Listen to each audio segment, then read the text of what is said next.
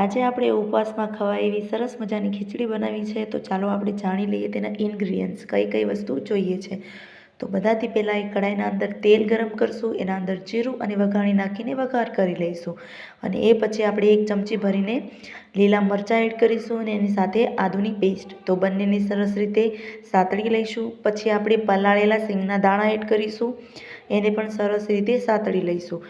તમને મારો આ વિડીયો કેવો લાગ્યો એ કમેન્ટ કરીને જરૂરથી કહેજો. મારી ચેનલને સબસ્ક્રાઈબ કરજો, મારા વિડીયોને લાઇક કરજો અને શેર કરજો, એ ભૂલતા નહીં. પછી એક મોટા કદનું બટેકું આપણે કટ કરીને અંદર એડ કરી દઈશું. પછી એને સરસ રીતે આપણે સાતળી લઈશું અને એના અંદર પછી આપણે સ્વાદ પ્રમાણે મીઠું અને હળદર એડ કરીને થોડીક વાર બફાવા દઈશું, 5 થી 10 મિનિટ, જેથી કરીને બટેકા બફાઈ જાય. પછી સાબુદાણા અને ટમેટાં એક સાથે એડ કરીને ઢાંકી દઈશું.